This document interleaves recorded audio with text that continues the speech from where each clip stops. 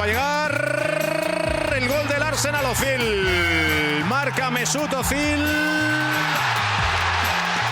That is some absolutely world-class sitting down there, staying at home, just sitting down. Oh, look, there he goes. He's eaten his fourth sandwich of the day. This is remarkable.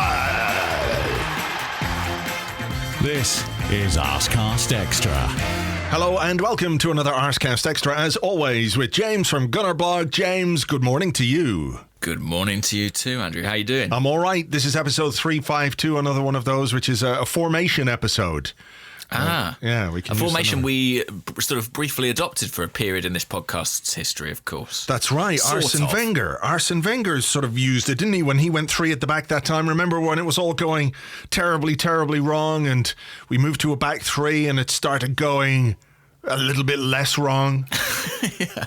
I can't remember. What was the first? Do you remember the first game we played? It was an away game. Middlesbrough, was it? I thought it was Middlesbrough, yeah. But I sort of can't believe they were in the Premier League back then. But it was Middlesbrough. Alexis Sanchez scored a free kick, possibly, in that game. Wow, I can't remember that, but...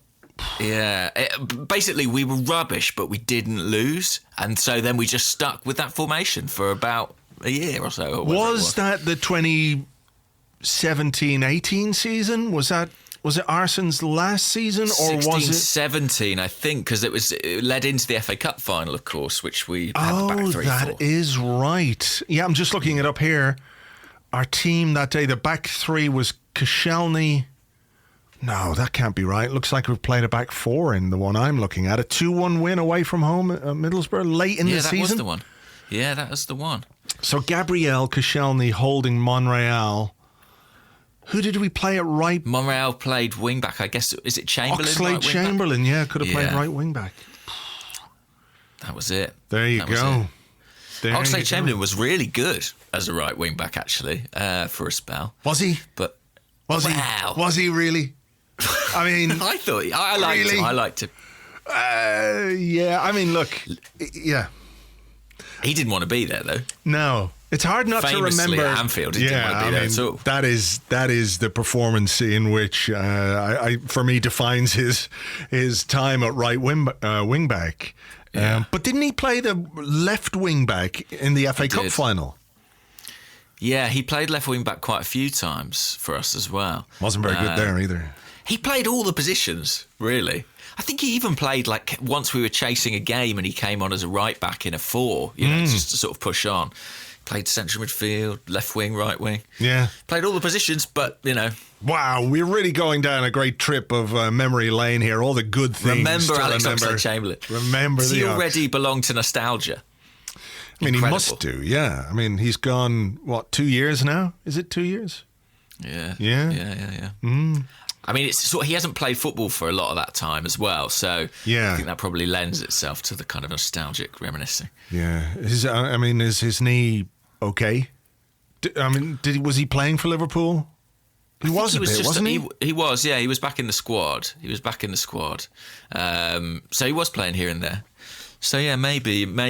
I mean, that's the weird thing about this period, is that loads of players who, in your mind, you were like, they're done. They're out for the season or whatever. Yeah. They're all back and available now. They've all got a level playing field. I mean, Darren Burgess talked about this, didn't he, on Friday's show? Yeah. I mean, the likes of Hector Bellerin, Rob Holding, who were struggling with post-cruciate injuries and what have you. And I think Darren made the point that not only would their fitness be better, but, there's a sort of equalization of fitness levels because everybody's been affected by the lockdown and the inability to do the kind of training that the top athletes should do. So, I mean, it's good for those guys and it's good for Lucas Torreira. Obviously, we mentioned him before as well. Kieran Tierney, somebody else who spent a big amount of this season out injured.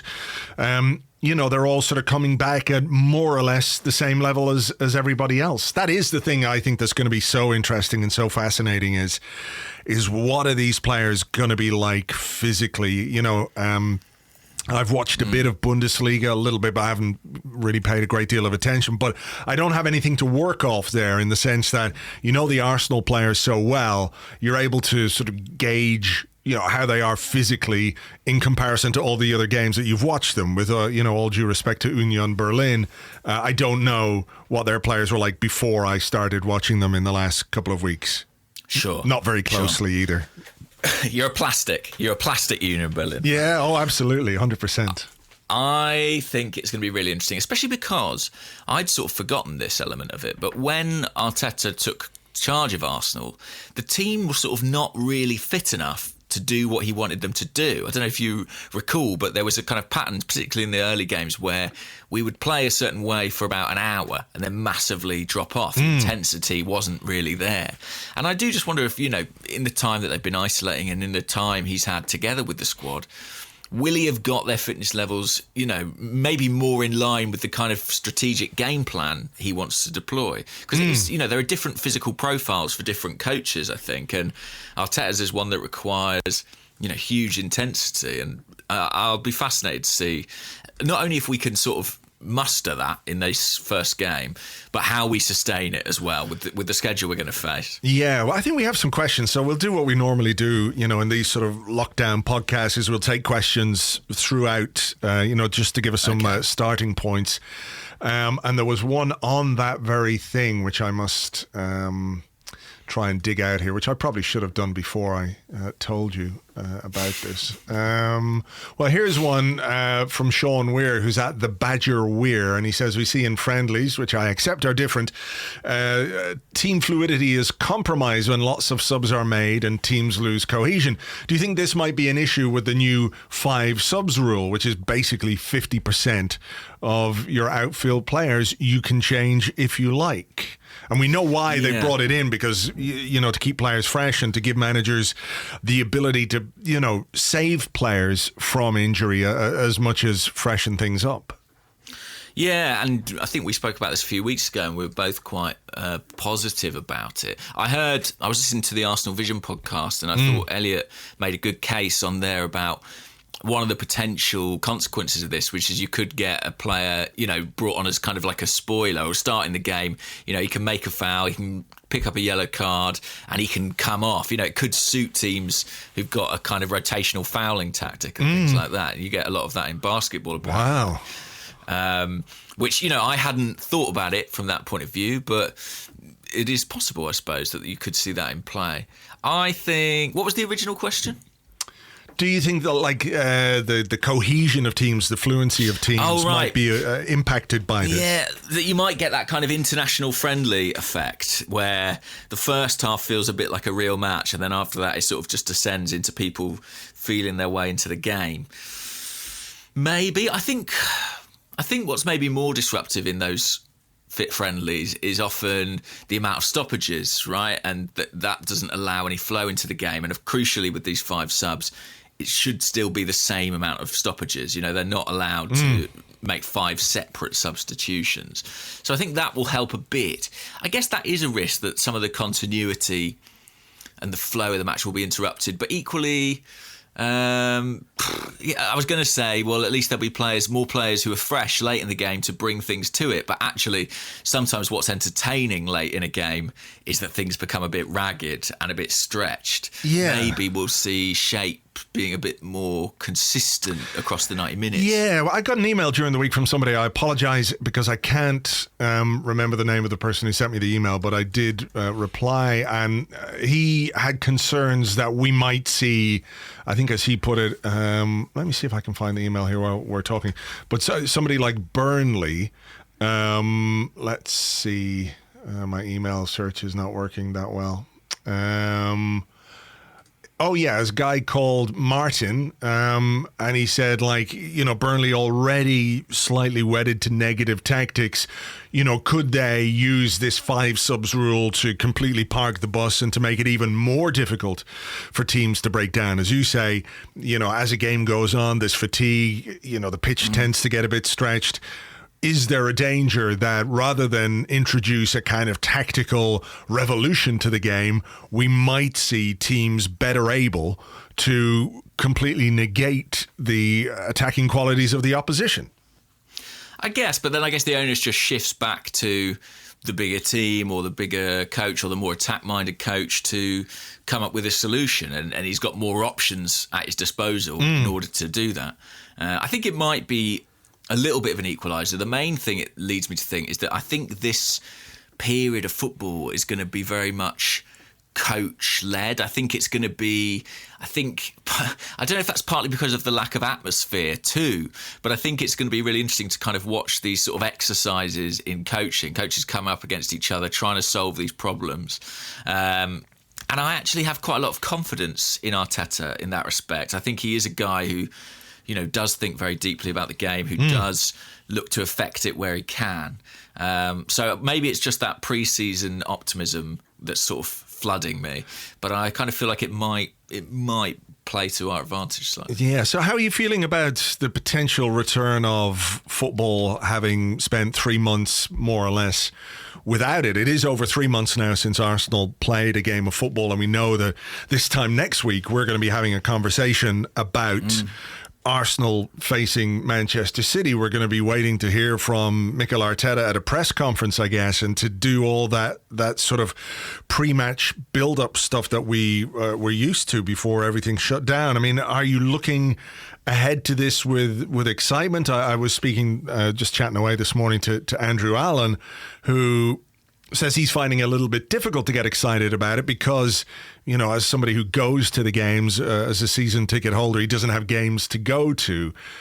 So that's a different thing for him. For me, it's just football coming back on the telly for the most part, So, I mean, how are you feeling about it and what the schedule entails? How am I feeling about it? I think I would have to admit to being one of those people who was never particularly ready for football to be back. It just was not in any way the priority for me for the largest part of this crisis. But kind of in contradiction, now that it is coming quite close, I can't help but be excited about it. Arsenal played their friendly behind closed doors this weekend, and like any other pre-season, I was kind of intrigued and interested to see what happened, to see the goals, and the thought of Arsenal actually playing in a competitive game. It is exciting to me. I think the fact that the Premier League testing has been so rigorous and seemingly successful in terms of keeping infections down among Premier League players and coaches, that has kind of helped my confidence about it. And I think it will be a very welcome distraction in some respects from other things that are occurring, socially or politically. Not that I want a distraction from them, but just that, I think we could all do with some entertainment that we don't have to invest in quite so heavily. And I think I am looking forward to it. I'm excited about it. Are you excited about it, or are there still those reservations? No, I'm excited about the football in as much as you can be in the circumstances. Again, I think you're right to say it's not that it's a distraction from everything else that's going on, but it is something to provide us with some entertainment, and you can be distracted by football and still be aware of what's going on everywhere else. The two things aren't mutually exclusive or anything like it. It's quite interesting because today in Ireland, we have moved into, I think it's phase 2 of the what's the opposite of lockdown? Unlockening. The unlockening of society. In the sense that shops are open again, retail shops are open. There's still a way to go. Obviously, pubs and restaurants and what have you aren't open. But it feels like with that happening today and football on the horizon, that there's a sort of step back towards, I suppose, what was normal. I don't think what was normal will ever be the normal that we have in the future. I think there's so much has gone on and so much has changed and so much has happened that it's bound to inform, society and our worldview and everything like it. But if we're looking for comfort from the world that we knew before, things as they were, it just feels a little bit like we've got some of that going on. So, I'm excited to see what we do on the pitch. I'm sort of curious as to what my reaction is going to be like to things. You know what I mean? Well, because so like if like a victory will feel as good or a defeat will hurt as much. Yes. I think over the last few months, and particularly it's in sharp focus at the moment, we can't really pretend that football is the most important thing in the world. which is kind of what it felt like before. You know what I mean? That it was. I mean, I'm not saying it's not important, but it was the center of our universe, if you like, and we had so much invested in it and resting on it, and things kind of. I'm not going to say they felt personal or whatever, but you could get very upset by certain things. So I'm just wondering if an Arsenal defender does a thing that we've seen the Arsenal defender do countless times before. Like, Sure. Am I going to lose my shit about it when in reality I'm sort of thinking, well, it's just a game of football and that's what he does anyway. We know that. I mean, what's the point in going crazy about it? Like, I feel like I'm going to celebrate goals. I'm going to enjoy wins. And I feel like defeats are going to hurt because, I've spent my whole life within that construct. But I just wonder, will it be easier to rationalize those things and be, I'm not going to say more objective because I think we've always tried to be objective about what happens. But, how far do you go with it in either direction? I mean, I don't know the answer. I'm interested to see how it feels. Yeah, that's a really, really interesting point because everything's been kind of necessarily contextualized, hasn't it? I mean, football has been placed in context as what it is, and that it's in no way a matter of life and death. And we've all had to confront that reality in different ways. And I do think it will, like many things that have sort of slightly changed how I feel about it in recent years, I think it will be another step in that direction. And I think potentially quite a healthy direction, where maybe it doesn't cause me as much pain as it has in the past, or, I'm able to kind of see it with a degree of perspective.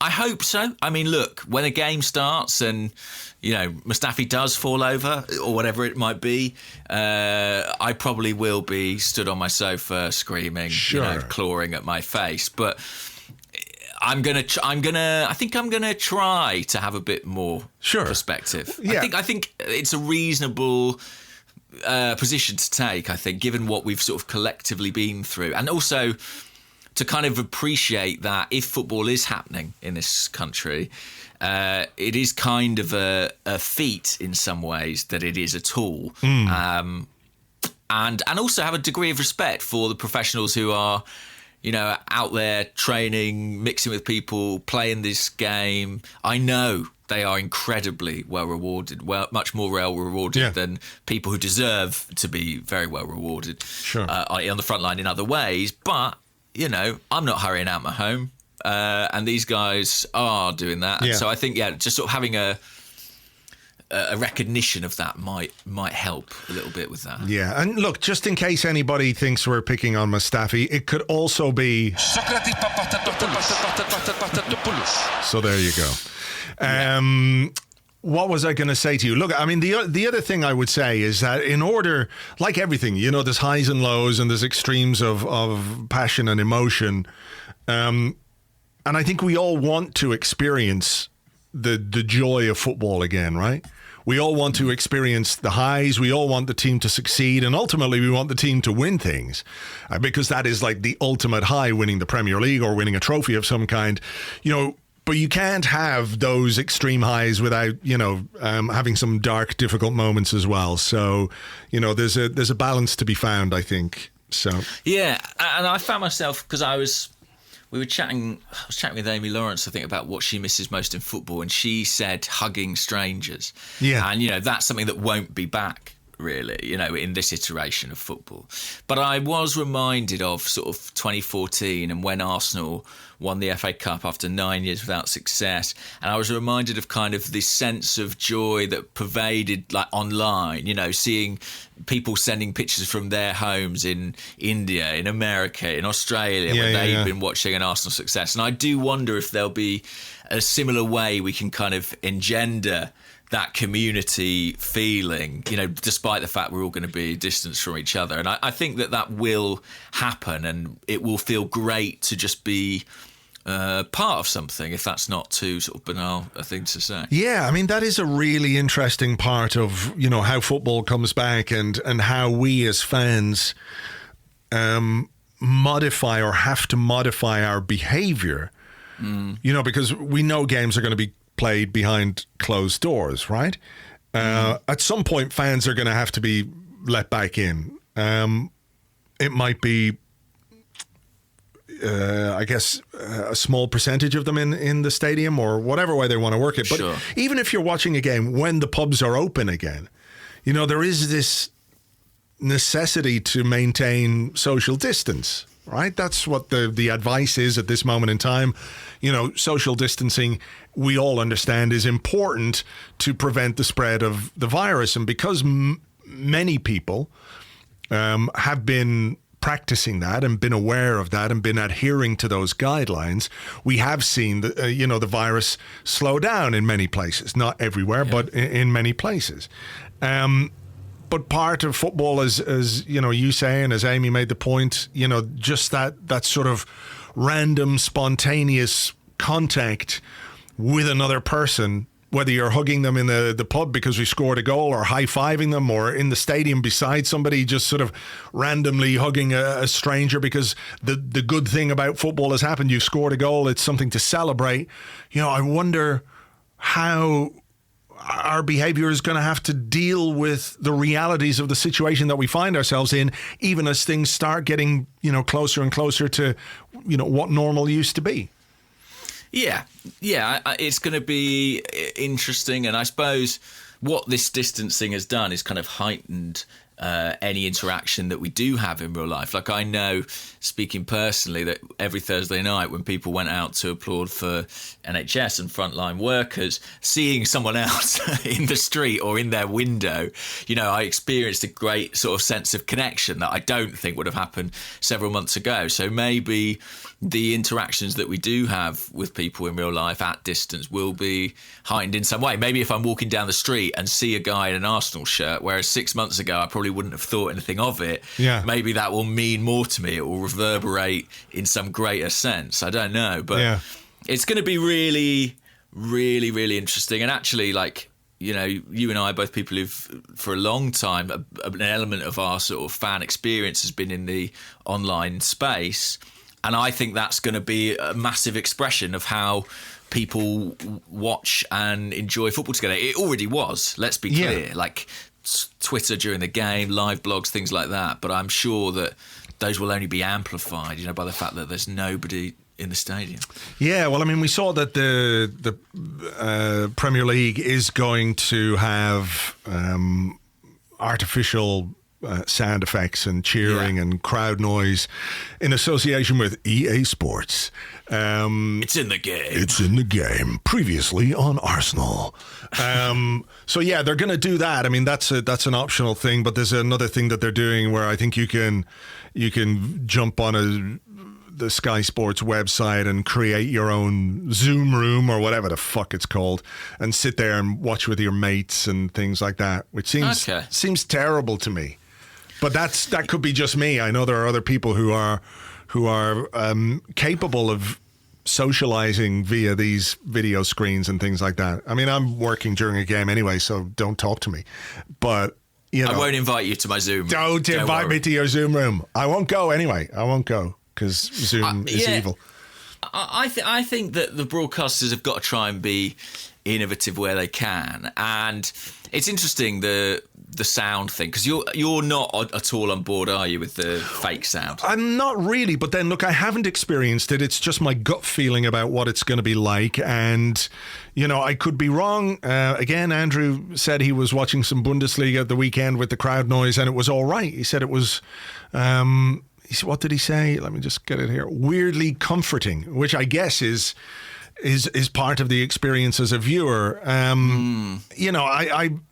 It's a bit like a laugh track, a canned laughter, whatever you call it, on a sitcom, that kind of stuff.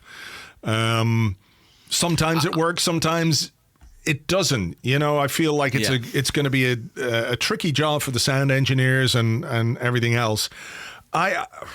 Personally, my gut feeling is that, look, the reality of the situation is we're locked out of football as supporters because of, a crisis in which thousands and tens of thousands of people have died in the UK. and hundreds of thousands across the world have died, and more will die. And I feel like the reality of that is preferable to creating, what's the word? I mean, it's like special effects or something, isn't it? You know, it's an artifice. It's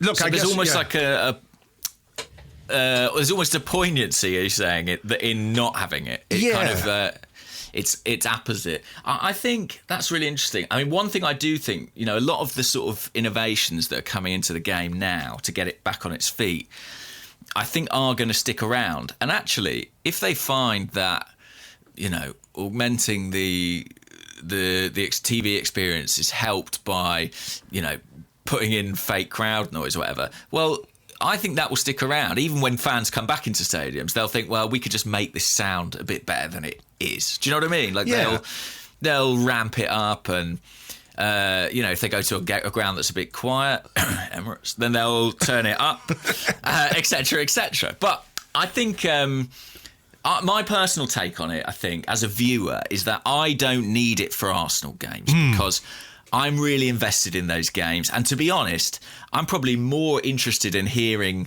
what Mikel Arteta shouts to his fullback than I am in hearing fake noise. If I'm sort of, you know, watching a lot of the games, as I imagine a lot of people will do in this period, and it's Burnley against Southampton, to pick two teams at random, and I don't particularly care, I can imagine that turning on the crowd noise might make it in some way a more compelling or dramatic viewing experience, potentially. Yeah, I mean, we had a question here from Matthew on the Discord, and he said, did you see the announcement from La Liga that they're going to use computer-generated fans replaced with institutional messages on close-ups and fan noise in the stadium? Do you think this will be the start of what he calls the Americanization of the stadium-going experience, with more focus on the entertainment than the sport? And would that be a bad thing? And just, you know, to give people an idea of what La Liga have said, one of the things is virtualized stands and fan audio. The stands will be virtualized and will always offer to scale images, I should say, rather than to scale, because it sounds like the number 2, of seated fans wearing the colours of the home club. And they've collaborated with a Norwegian company which works with other European leagues. In moments when the game is stopped, this image of fans can be transformed into a canvas that matches the colour of the home team and will carry institutional messages, among other things. I don't know what that might be. It could be COVID-19 messages, could be, I suppose, advertising at some point. And the EA Sports thing is a project called Sounds of the Stands. Through this, the audio library of La Liga official sponsor EA, it's in the game, which was recorded in real stadiums, has been used and has been digitally adapted so it can be implemented in real time during the match. It will be adapted to the flow of the game as certain situations occur, such as a goal, a foul, creating creating what is known as atmospheric audio. That's what it's known as. It's known as. And to be clear, this is all sort of coming out the broadcast feed. It's not like they're playing crowd noise over the PA, is it? That'd be hilarious. No, it'd be on the broadcast. But could you imagine? I was only thinking today, like, you know, it would be amazing if Arsenal had the stadium announcer. That dude in there doing all the bits and pieces that he normally does before the game, you know? I mean, there's no need. That would be great. You know, but... I mean, what do I think about that? Listen, I worry about it slightly from the same perspective as the person asking the question. Is the value and the importance of match attending fans going to be eroded somewhat? But if we're really honest, clubs and leagues have been behaving in that way, as if the fans who attend games aren't particularly important, for a really long time now.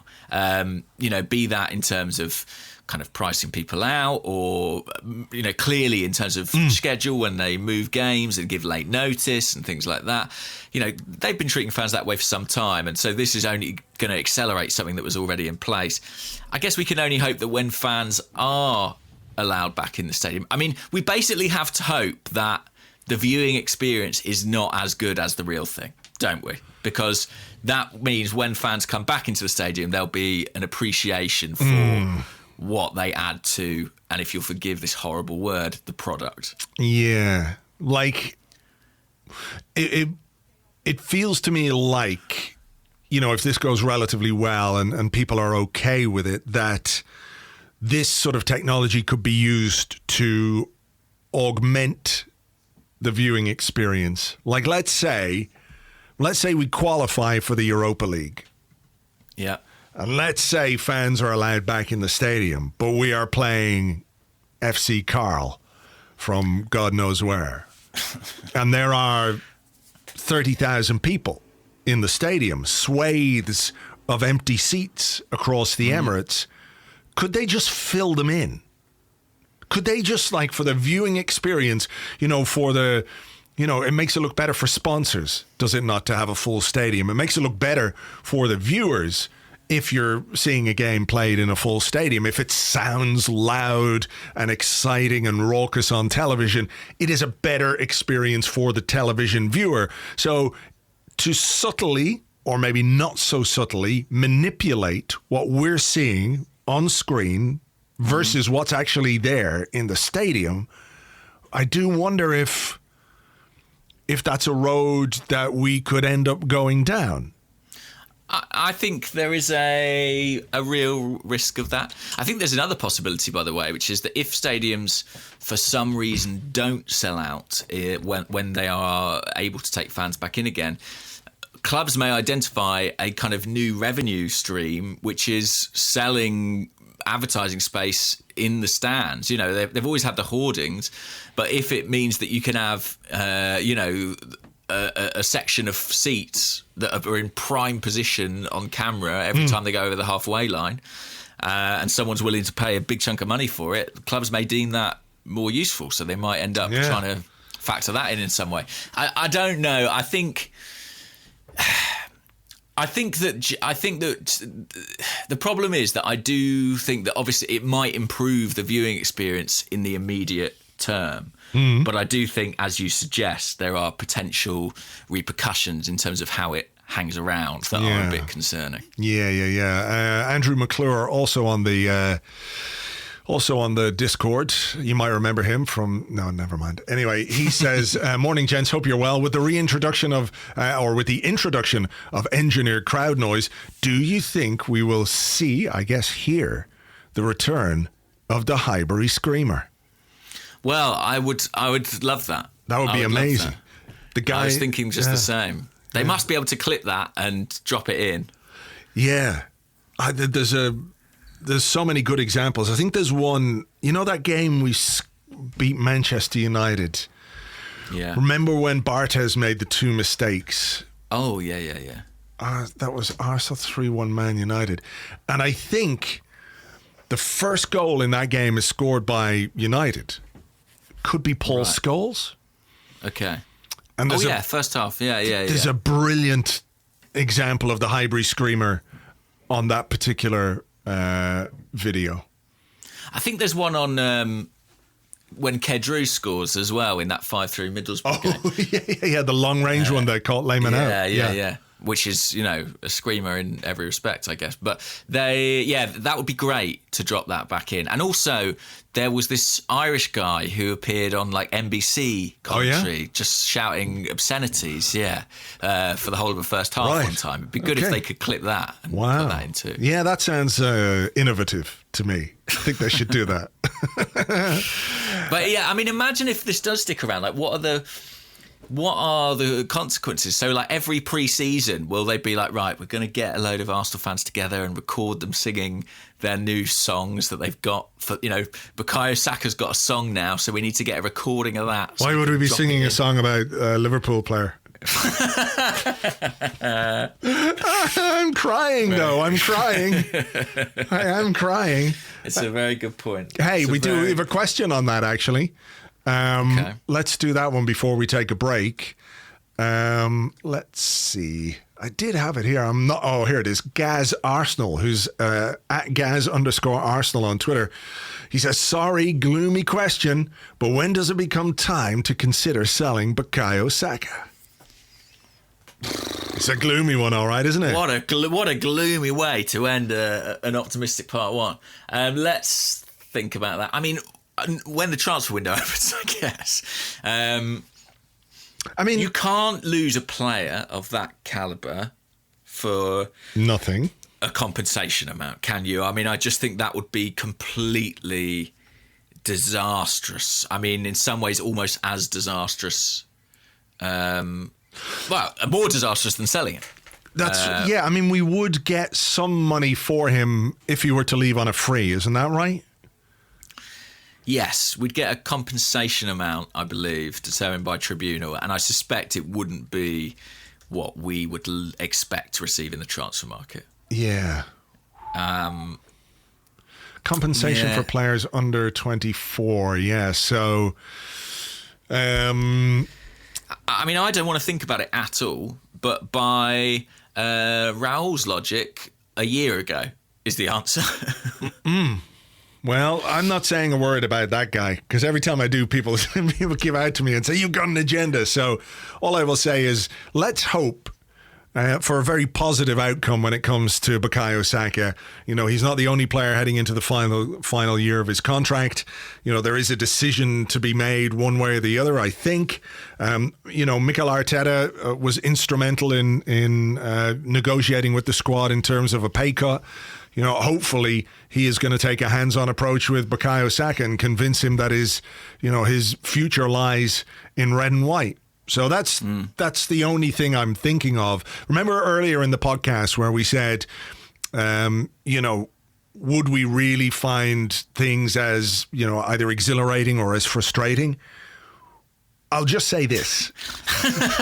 I know where you're going. That if we lose Bukayo Saka, then all bets are off. Pitchforks are out. Sure. Pitchforks are out. And flaming pitchforks at that as well. Yeah. The statues at the Emirates Stadium will be coming down if that happens. I mean, it will be... I will build a statue of Raul just to fucking take it down. That's all I'm saying. So look, yeah, let's try not to end it on a gloomy note, and let's hope that, you know, he's got his mates there, Eddie Nketiah, Joe Willock, Reece Nelson, this young crop of players, Emile Smith-Rowe, you know, they're all coming through at the same time. They represent, you know, a real, what do they represent? You know, the academy and the progress of the academy and the fact that, you know, we are going to have to build from within. So, you know, to be in that environment, to be with those guys and to be with those players that you've grown up with at a club like Arsenal, you know, it shouldn't be that difficult to convince him that this is the place for him to be. So let's hope they do that. Fingers crossed. Fingers crossed. Okay, we will take a break and we'll come back with more of your questions and more waffle in part 2 right after this.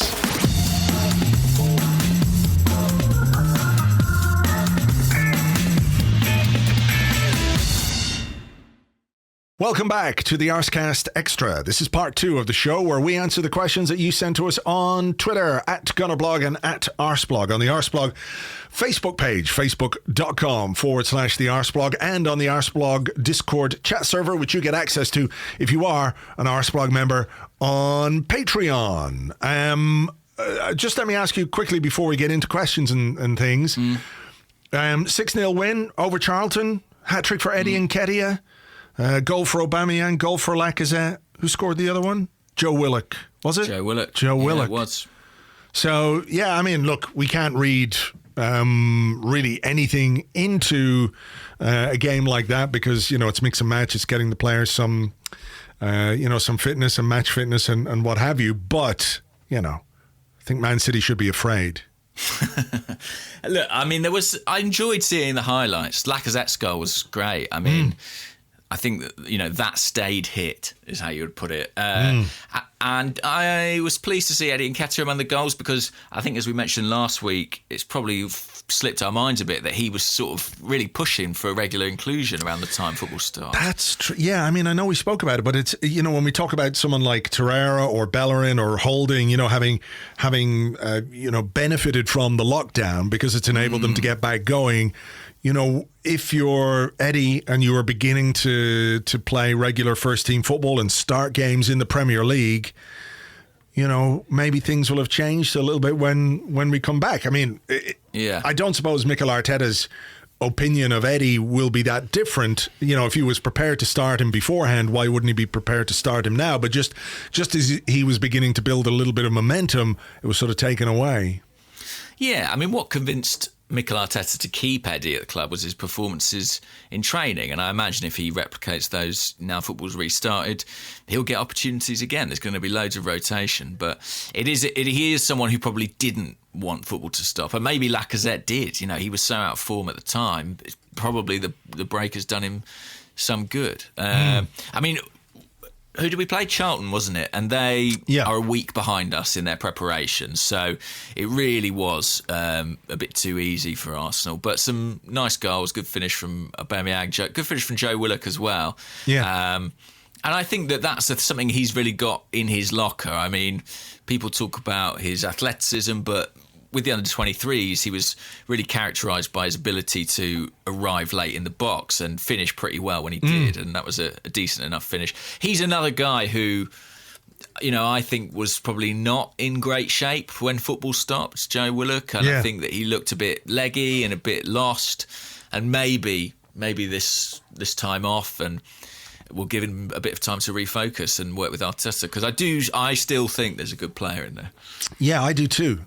And I wonder, you know, when we think about the games that we're going to play, you know, if Danny Ceballos is not going to be with us next season, you know, is he just kind of a handy sub? And you invest your time in someone like Joe Willock, you know, who's going to be here for the future. I'm just, you know, looking up our midfield goal scorers so far this season. I think is he the highest? Probably. I mean, look, Xhaka's not getting many goals. Torreira's probably got a couple. How many has Joe Willock got? I think 3 or 4. I'm just looking here. Detailed. Let's look at their stats. Goals. Sort by goals on Transfermarkt. So, yeah, I mean, Nicolas Pepe is an attacker. So, you know, it's 20 goals for Aubameyang, 10 for Martinelli, 9 for Lacazette, 6 for Pepe, and then we have 4 for Joe Willock. Torreira has 2. Ceballos has 1. Ozil has 1. Goals in midfield is something we've been very short of, isn't it? Yeah, you know, when you think about the profile of player that we have in those positions, they're not really goal scorers. Xhaka doesn't have a goal this season. Socrates has got 3 goals. Socrates Papastatopoulos. So, yeah, there's a gap there for a player who can score goals from midfield. And when you look at the players that we have, Willock is somebody who does get into the box and does get chances. And, you know, his finishing isn't always brilliant, but you think of that goal he scored against Liverpool in the crazy game. You know, he's somebody who can provide that kind of impact. So maybe he's one of those guys who we could think about in the, you know, the last 20, 25 minutes of games when you can make 5 subs. And if you need goals, you know, rather than bringing on all the strikers, you can add somebody in that position as well, who can give you a different kind of threat, you know, someone who arrives in the box rather than hangs around it. Yeah, I'll be interested to see how he gets on. Definitely, I think that, you know, I think that is probably the most interesting thing about him, is his ability to get into the box and be in goal scoring areas. Even when the rest of his game isn't all connecting together, he does tend to have that capacity. Yeah. Let's have another question. This is from Republic, who's at Republic Ass on Twitter. And they say, with Werner off to Chelsea at 60 million euros, are we really seeing any effect to the transfer market even after COVID?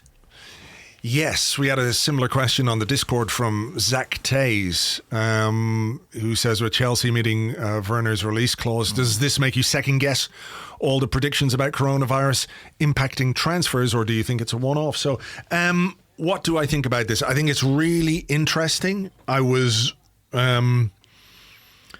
looking at it over the weekend. We don't really know what the impact is going to be on the transfer market, right? We sort of have an idea that things are going to be difficult for most football clubs. And, you know, was it Lacazette's agent or something did an interview, and he spoke about how lots of swap deals were, is what the agents and all that kind of stuff were talking about and how they were viewing the market. So I think we can see that, if a club is struggling to pay its players or is asking its players to take a pay cut, are they going to then throw around tens of millions of pounds on transfers? Seems really at odds. Those two things seem at odds with each other, right? So it is going to have an effect on the transfer market. Player values are going to fall, et cetera, and it's going to have a big effect on football itself because there's this sort of cycle of money that goes through the game, whether it's lower league clubs selling players on to slightly bigger clubs and sell on fees, and the entire. You think about how much French clubs benefit from players coming to England and things like that. The amount of money that's going to be around the game is going to drop off. So, for clubs, it is going to be a problem. But Chelsea, of course, don't really have that problem because of the owner. Well, also, I think this has been something that has not been discussed much, but I think it's really pertinent in this case. They have had their transfer ban. So their expenditure has been significantly less. They're one of the Premier League clubs who sort of, almost regardless of Abramovich, having sold Hazard and things like that and not been able to buy for a little while, have money to spend, have money in the bank.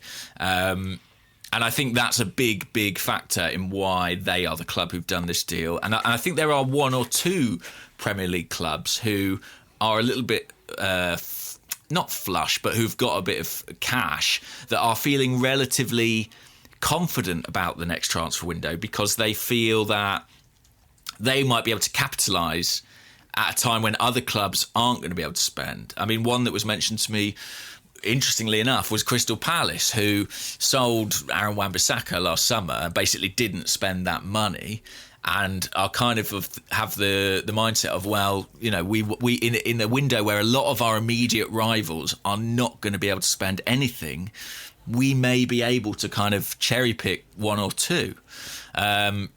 So that's another interesting dimension to it, is that I think as bad as it is for most clubs, and as bad as I suspect it will probably be for Arsenal, there might be sort of one or two vultures who are able to capitalise. Yeah, I mean, clubs with deep pockets, etc., yeah.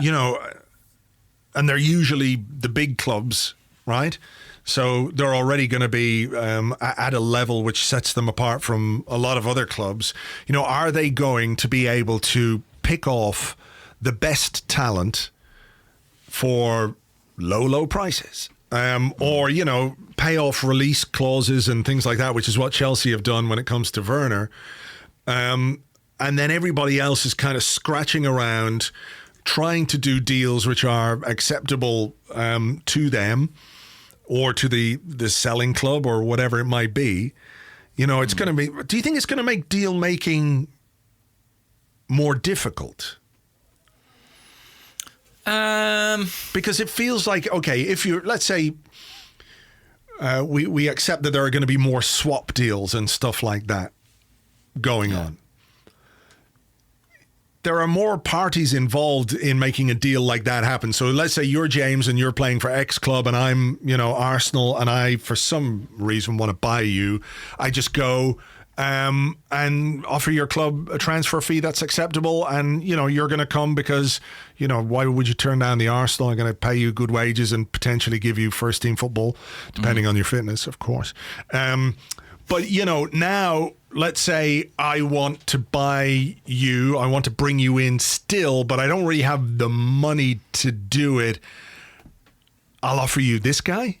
I'll offer the club, we'll give you this guy. Or this guy, or have a look at this barely used right back we have here, whatever it might be. But then that guy has got to want to go to that club as well. Yeah, I mean, there's a reason that swap deals happen so rarely ordinarily, and it's because there are more parties who've got to be on board with it. Arsenal are actually one of the few clubs who've done a couple. I mean, William Gallas arrived as part of a kind of swap with Ashley Cole.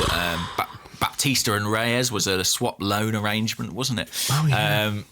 So yeah, we're one of the ones who actually done loan deals, but I do think they are tricky. I know that people in the game are saying, oh, there'll be more of them. And there are things that do kind of facilitate that. I mean, I don't know if you saw the Evening Standard ran an article today on this piece of software called Transfer Room, which... which is a real thing. It's absolutely a real thing. That's mental, because we did a spoof story about that on Arseblog News 4 years ago.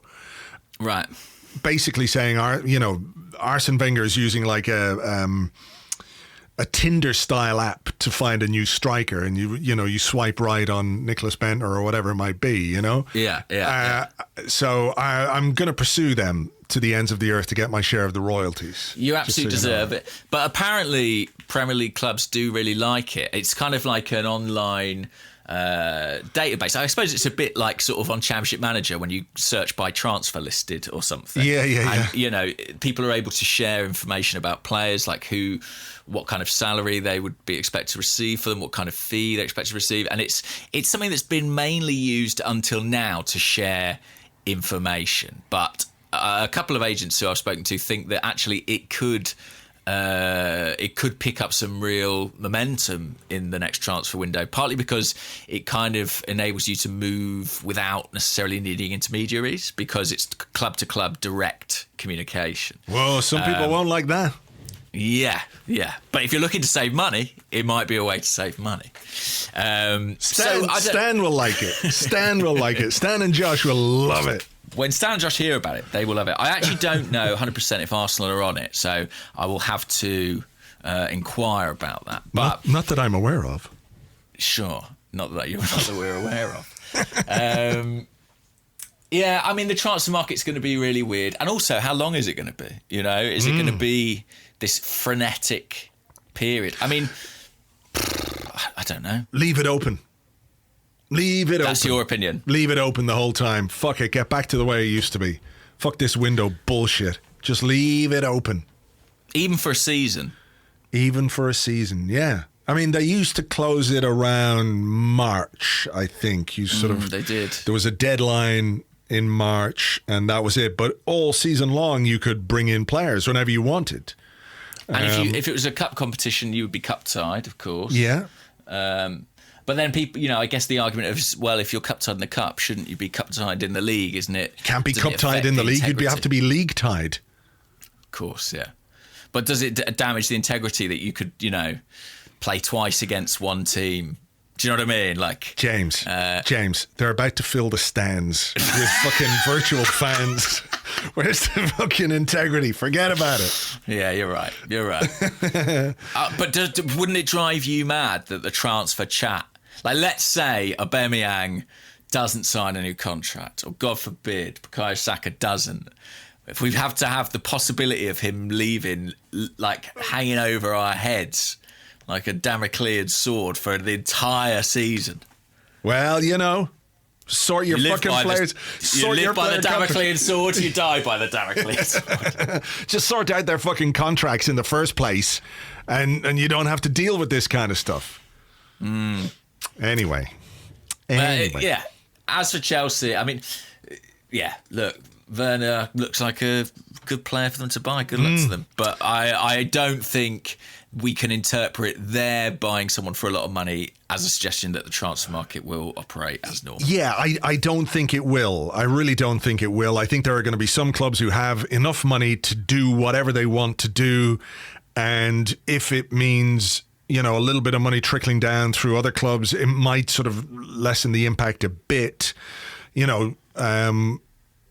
For who does Werner play for? Leipzig. Disgustingly sweet energy drink Leipzig. They've got plenty of fucking money anyway. So, I don't think it's a true measure of what the market is going to be. I think there will be a very two-tiered market in that big clubs, your PSGs, your Chelseas and, Man Cities, etc., are not going to be in any way financially handicapped and could well be at a big financial advantage when it comes, not simply to getting the best talent, but being able to pay them, the best wages and things like that, which would be another element of this, because a lot of clubs are going to look to cut costs as much as possible.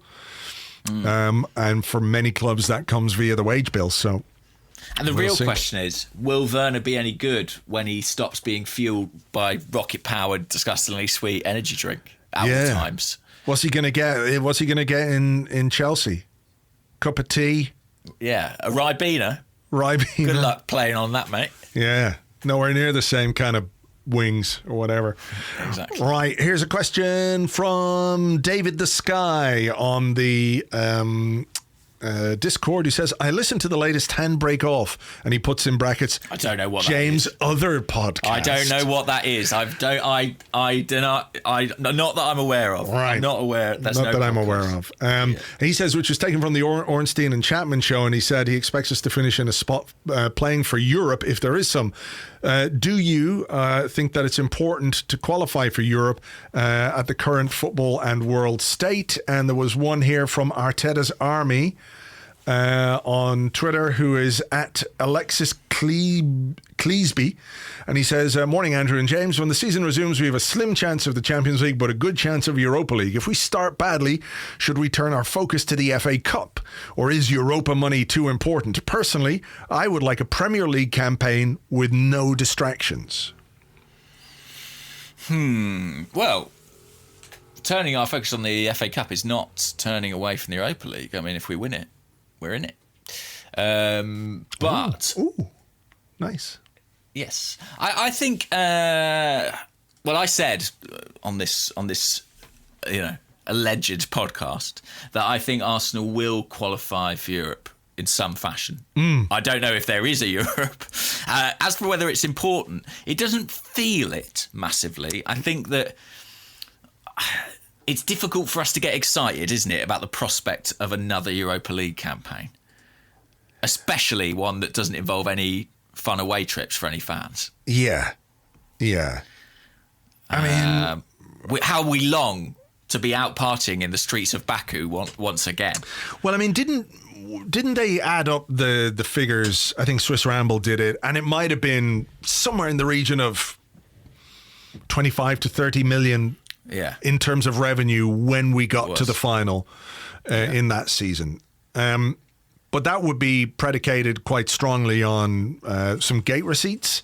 There was obviously prize money, but I do feel like if you're a sponsor of the Europa League, or if you're a sponsor of the Champions League, you will be renegotiating the terms of those sponsorship deals, because the product that you originally signed up to sponsor is now completely different. You know, it's like sponsoring a racing car and then it turns into like a horse and cart. Doesn't look quite as good with your logo slapped on the arse of a fucking donkey, right? So yes. So I feel like the financial reward of the Europa League isn't quite as important as it might have been. But, you know, every penny counts, I guess, as well. Every penny counts, yeah. I'm actually just trying to look now, because I did speak to Kieran from Swiss Ramble about this during last season, and he did put a specific figure on it for me.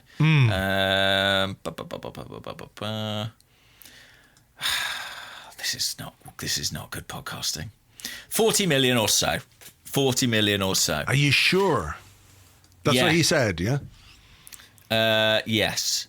The £40 million or so from the Europa League is money that Arsenal can ill afford to lose, as it helps separate them from the Chelsea pack, especially given the equitable nature of the Premier League TV deal. Now, all I can think is, if you look at what Arsenal... I've used this comparison elsewhere, but if you look at what they saved on the wage cut, which is, you know, potentially about £25 million... Still the only club to do it. Still the only club. If they felt compelled to do that, then I imagine a sum of £40 million or even £30 million is relatively precious to them. Therefore, I sort of, from a business perspective, think they probably do need to be in Europe. If there is money to be had there, they need that money. Yeah. Now, as a fan, I honestly couldn't really care less about the Europa League at this point. it's no fun for the most part. We won't be able to go to any of the matches, especially away. And I'd love to focus on the Premier League and try and improve our position there. But I think it's an economic consideration. Like a lot of decisions the football club faces in the next few months, economics is the driving force there. And if we want to keep players and not have to sell ones that we like, we probably could do with that money. Yeah. Yeah, I see all the financial reasons as to why being in Europe is important. But from a sporting perspective, I find it very difficult to be up for the Europa League, if you like, particularly when it's going to be this sort of half-hour. If you thought Europa League atmospheres were bad previously, welcome to the new Europa League. Well, I guarantee you that UEFA will be doing as much as possible to polish the product that they give us. And it wouldn't surprise me if we had the virtual fans and we had the virtual singing and we had the virtual, I don't know, whatever else they could bring in. Virtual. Maybe if it's all going to be Owen. virtual, we don't have to actually play the games. Can't they just put the FIFA version of our team out? Because I think the FIFA version of our team is quite a lot better than the real version. Yeah, I mean, it could be. We've got some good fast players on FIFA and it tends to go all right. Exactly. Once you've got a couple of players at pace above 90, you're sorted against the average guy. Against the average guy. I mean, speaking of the financial considerations, you sort of clarified something over the weekend, I noticed, with regards to a story involving scouts and that certain scouts across Europe had been laid off or told, we don't have any work for you. What exactly was that? So, yeah, there was a story in the Mirror, wasn't there, about scouts being laid off. And basically, my understanding is that actually those were European academy scouts, which is sort of run somewhat separately. It's run, and in fact, the decision was taken by, I think, Per Mertesacker and Lee Heron. Is that his name? Lee Heron, that's right. And they sort of are in the process of kind of restructuring how the academy's recruitment works. And a big factor in this apparently is Brexit, because Arsenal historically have had a really decent knack of bringing over players, under 16. Often you think of Fabregas, Bellerin and many more, and kind of implanting them in their own academy. The understanding is that that's going to be much more difficult in a post-Brexit world, and consequently it's affecting the type of scouting they're doing. And it's actually going in two directions. On the one side, there's going to be more of an emphasis on sort of looking at what the club call development players, so people between 18 and 21, people who are kind of operating in that space between academy sides and first team, who maybe aren't quite getting enough first team football and on the cusp of breaking through. They're going to look for players there, and if you think about it, some of the recent signings we've made, Martinelli, Saliba, they are in that age bracket, and I think that's going to be a big focus moving forward. The other side of it that I think is really interesting is that the club are going to put a renewed focus into London.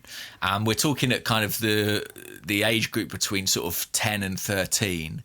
But they're aware, and look at the generation we have already coming through, that there is a huge amount of talent in London. And I think they want to try and, do everything they can to improve the academy's prospects in that regard. So, I mean, again, a natural move following Brexit, but it's an interesting one because I think it's a tricky time for the scouting department because, they are now operating within a model which, as we know, is a little bit more contact-led in the business of the transfer market. I think if you look at the signings we made in January, for example, Pablo Mari and Cedric Suarez, they aren't signings that scream scouting. They were signings that we made because they were expedient and because they were convenient and practical, given some of the connections that the club had.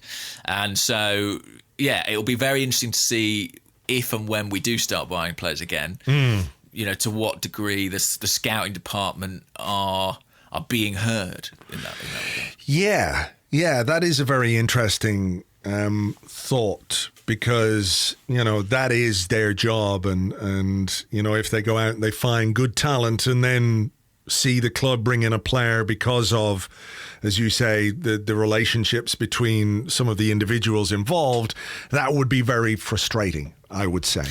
Yeah, and actually, you know, in terms of the scouting department, I mean, we're all incredibly excited about Martinelli, and from everything you hear, that is a victory of scouting.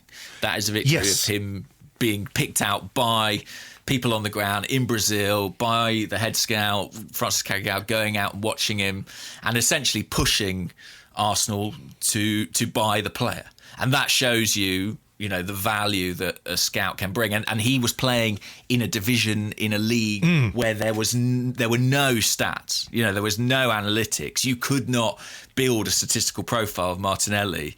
You couldn't do a radar for him because the data wasn't there. And so, you know, consequently he was found by eye. And I think it's, you know, all good recruitment departments should be a combination of contacts, sure, but also scouting, and thirdly, data. All three of those things, I think, should contribute to a successful recruitment department. Absolutely.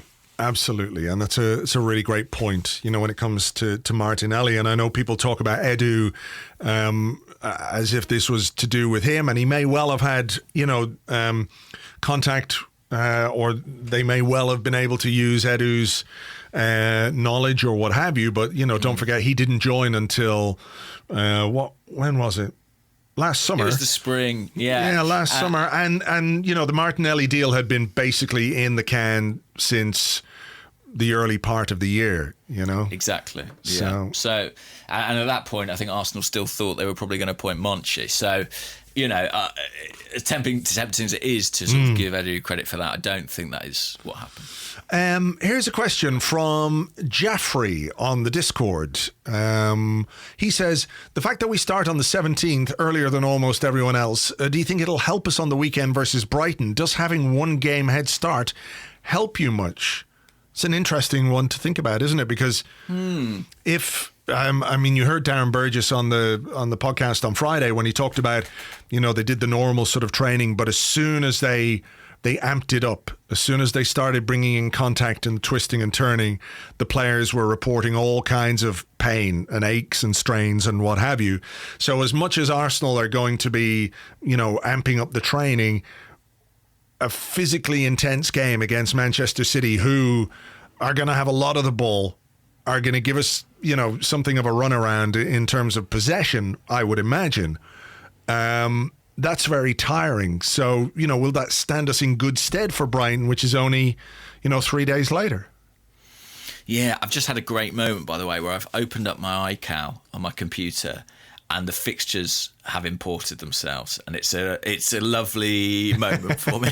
It's like, oh, look, football match is great. Oh, yeah, mine is there too. Yeah. So, do I think it's going to help us? I mean, potentially, but the only thing I would say is, do we really think...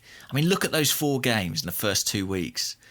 We're not going to play the same starting 11 in those 4 matches, are we? Surely not. No, but when you've only got one player really who scores goals, you got to... He's going to play. He's going to play. Yeah, I don't know. Look, he's going to have to rotate, and he's going to have to keep things fresh. And, you know, you could potentially start a different team for Brighton than you would for Manchester City, which is not to be disrespectful of Brighton in any way, but, you know, they're not as good as Man City. That's. I don't think anybody would argue. I can't believe you've said that, Andy. That is a disgrace. We're going to have Brighton fans out protesting against this podcast now. I think, do I think it will help us? Well, can I give a very boring answer and say it depends how the Man City game goes? I mean, if we get absolutely taken apart, I don't think it will help us.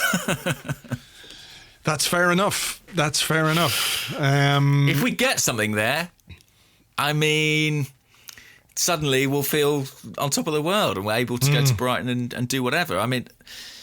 Yeah, it could be... It will determine a bit the mood of the squad. It will... But I think, you know, I think there are going to be points of rotation in this period, and I think we can almost guess what some of them are. Like, I think that maybe, as they did just before football stopped, Lacazette and Nketiah might kind of swap in and out here and there. I think in central midfield, you've got options with Ceballos or Guendouzi or something. Yeah. I think at left back, you've got a new option potentially with Kieran Tierney, Saka and Kolasinac, all potential candidates to play there. But Cedric I also think at right back? Well, I had a question actually about Cedric, which was, where is it? From Bittersweet Tim on the Discord. Goodly morning. Any ideas on Cedric's face mask? What happened to him in the lockdown? No. I thought he was just a fan of Phantom of the Opera. I feel like he's just using his time at Arsenal to sort of engage in all his theatrical fantasies. It's so befitting in a way that he should be wearing a mask, given his anonymity at Arsenal thus far. He didn't even play against Charlton on the weekend. Presumably, can't even get into the team for a friendly against Charlton. What fucking use is this guy at all? Just get rid. Get rid! I mean, maybe it's PPE. Maybe it's PPE. Has anyone considered that possibility? He's just very cautious of contracting something via his eyes, and he's popped a little mask on. But do they, I mean, did next week at training, he's going to have a scuba mask and like, I don't know. Yeah, like a diving bell, one of those old school diving suits. Just yeah, I don't know what's happened to Cedric. I mean, he's obviously... What would that mask signify? His could eyes be are like coming out. No, is it? Well, he could have like a fractured eye, cheekbone thing, or an eye thing. I don't know. Who knows? Eye-itis. He's got eye-itis. Oh no. Yeah, he might play a game at some point, but I'm not going to put my life on it. I just think that let's say this. I think the gap in quality, and I might be proven wrong, but having spoken to Southampton fans that I know, the gap in quality between Bellerin and Cedric is substantial. So I don't think it's just a case of kind of, you can just swap them in and out and you won't even notice. Yeah. I mean, this is Bellerin at his best. Sure. Which we haven't seen, in fairness, for a while, but hopefully we do when things kick off again.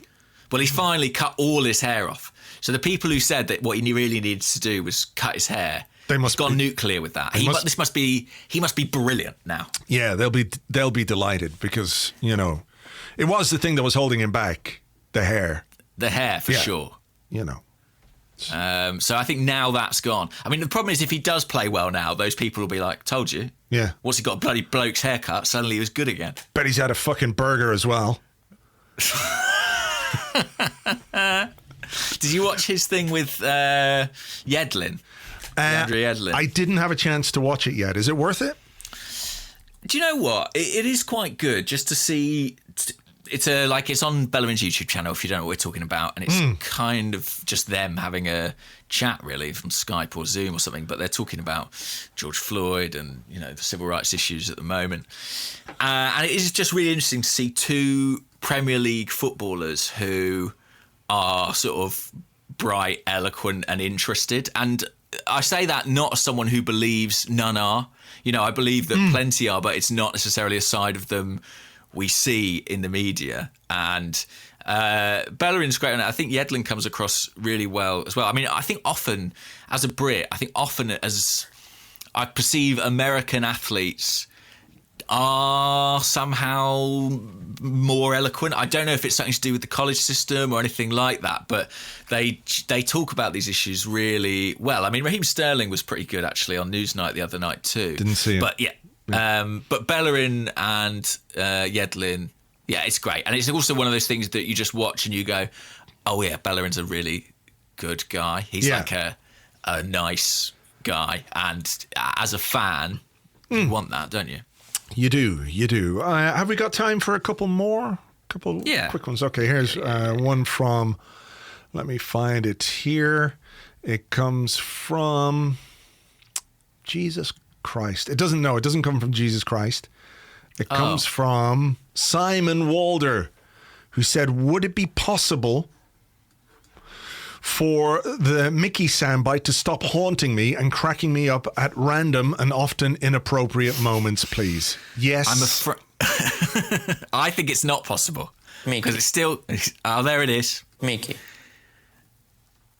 You're not playing anything, though, are you? So if anyone's hearing that, I guess that's just in their head. It's in their head. I'm not doing it because I'm conscious Your hands are behind your back. Exactly. I don't want to give Simon any more inappropriate moments. I mean, who knows? Sort of hallucinations of the sound of someone saying Mickey. Yeah.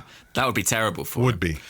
Well, It good would job. be. It's just complete silence now. Yeah, well, that's true. That's true. Complete silence, and there's no need for anybody to get hung up and just have this Mickey. haunting their dreams. Okay, cool. So we don't need that. We do not need.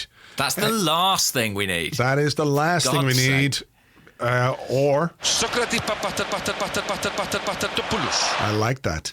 Did you see that viral tweet of the weekend pointing out that his name contains none of the letters from the bottom row of the keyboard? Yes. Yeah.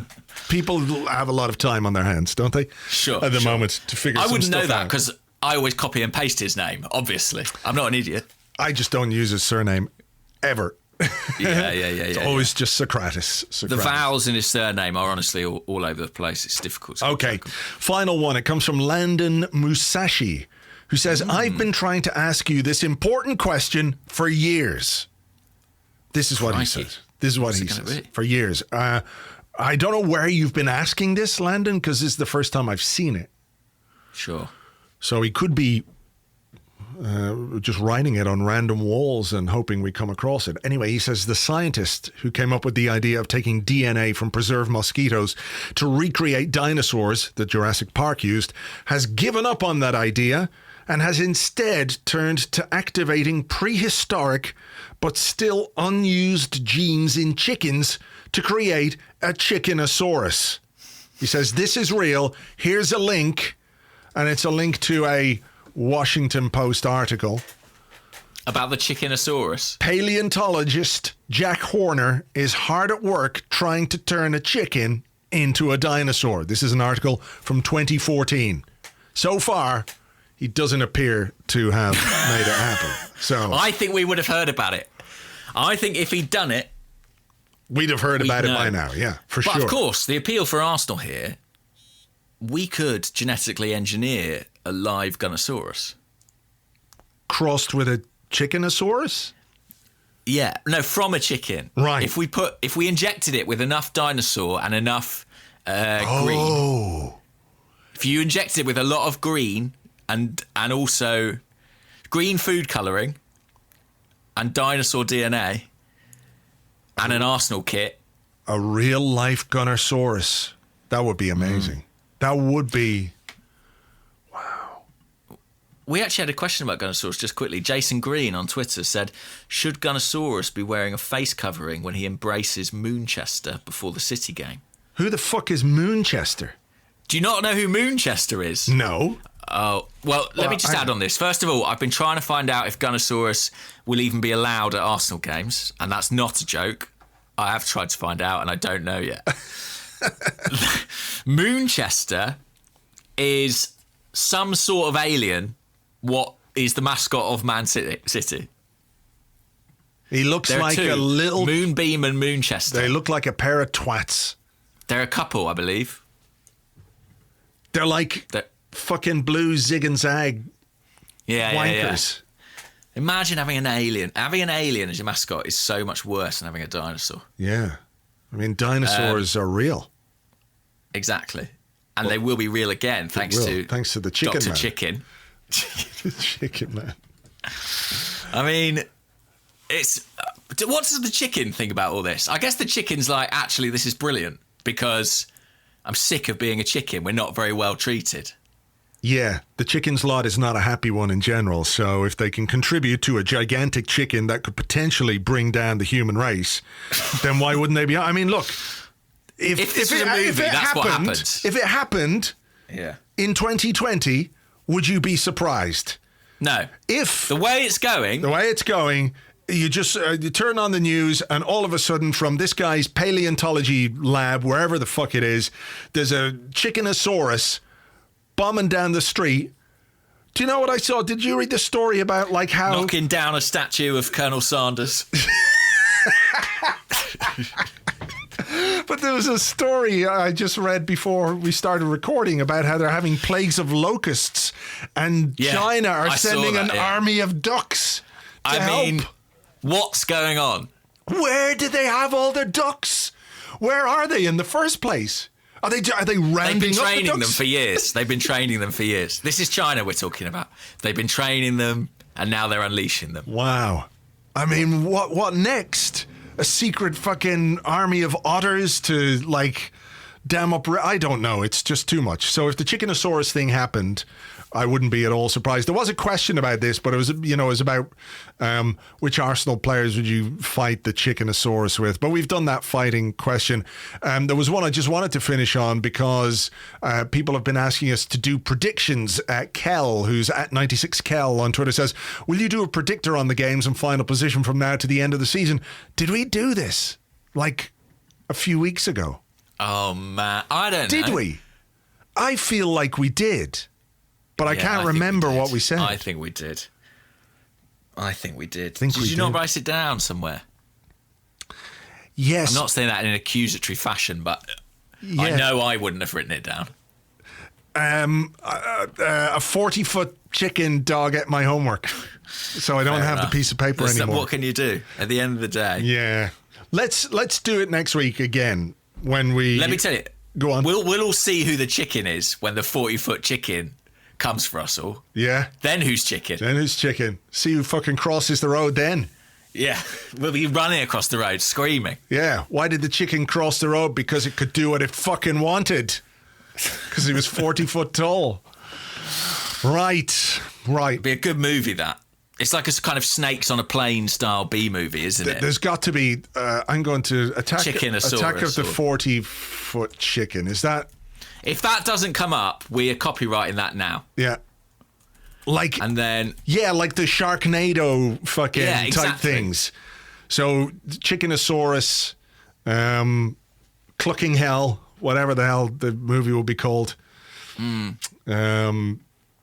Yeah. I think that's a great movie. Attack of the 50-foot chicken. I just found a video on YouTube. I don't know what it is.